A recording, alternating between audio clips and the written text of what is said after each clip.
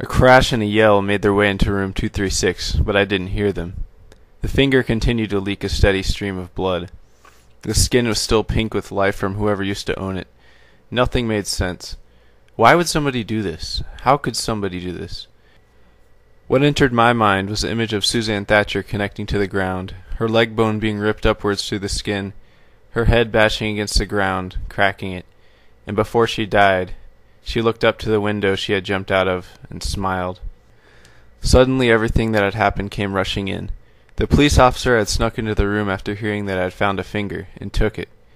Then he cut his own off in a desperate attempt to bide him time. The knife and panties were probably missing too. He had done it. He was the killer. As this fact dawned on me, I realized there was a crash downstairs, and somebody yelled out in pain. I charged down the steps, tripping over the 6th, and stumbling down the rest of the way.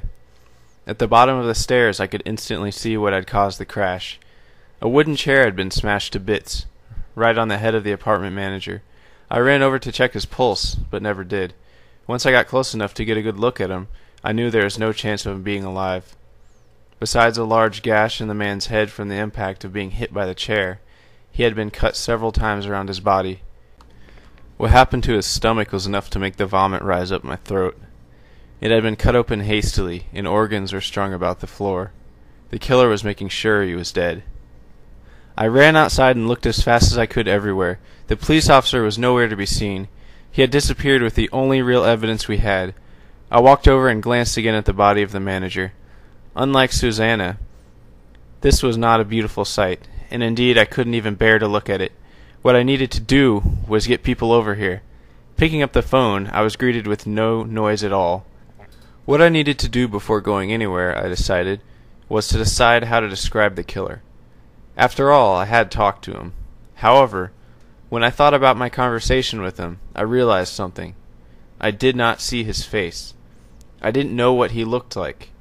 My breathing was fast and irregular. As hard as I tried, I could not slow myself down. Everything was going wrong. Running back upstairs, I looked at the finger. The prints were burned off. Not only was I without any clues, but another murder had been added to the list.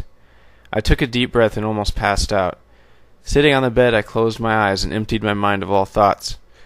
What I saw when I was thinking of nothing was hard to describe. Suzanne was on the floor of my home, and it was perfect. The man was on the ceiling, and it was horrifying. I stood on the perfect floor and gazed up at the terrible ceiling. Never did I think about these things. Rather, I felt them. With great difficulty, I tore my gaze away from the man and instead looked at the woman. My heartbeat slowed, and my breathing became regular. I opened my eyes and stood up. I had to get to a phone, but I couldn't leave the building. Carefully thinking out all the options, I realized that I had to leave. As dangerous as it was, there was no other way. Outside, the snow had stopped falling, as if someone had made it stop. I glanced around for what would be the best building to go to, and decided on a convenience store across the street. This way I could tell if anybody entered the apartment, or left it. Crossing the street, I turned around almost every second, not wanting anybody to sneak in. A car slammed to a halt, only a foot away from hitting me. The driver began yelling at me, but I paid him no attention. There were more important things then. Entering backwards, the clerk gave me a friendly hello and asked if he could get me anything. I held up my badge, still not taking my eyes off the apartment, and said, "Phone." I could feel the man hesitate behind me, processing what was going on, trying to explain to himself why I was here. This is something I didn't have time for. "Phone!" I shouted. I saw him jump up and rush out to the nearest payphone, while I followed close behind. Glancing over at the apartment, I heard the 3 quick beeps of him dialing 911. There was still no activity at the apartment. The clerk started timidly. Here you go." Carefully I reached behind myself and grabbed the phone. On the other line, a woman, obviously a young one, asked me, "What may I do for you?" "Get me Police Chief Hampton now." "Excuse me, but why do you need the chief?" "I'm Philip Davis. I'm a detective. There's no time to explain, so get me the chief now."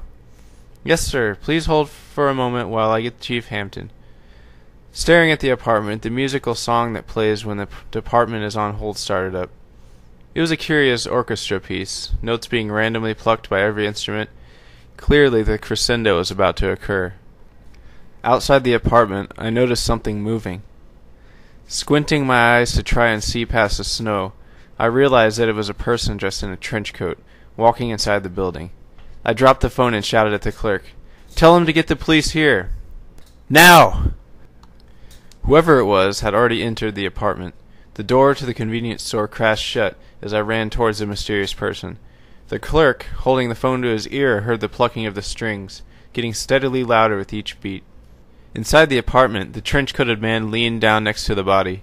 A car in the street swerved to avoid smashing into me. I burst into the apartment. The man looked up at the door, which was opening.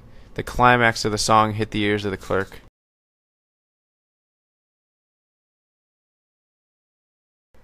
Why? Why did she ever fascinate me so much?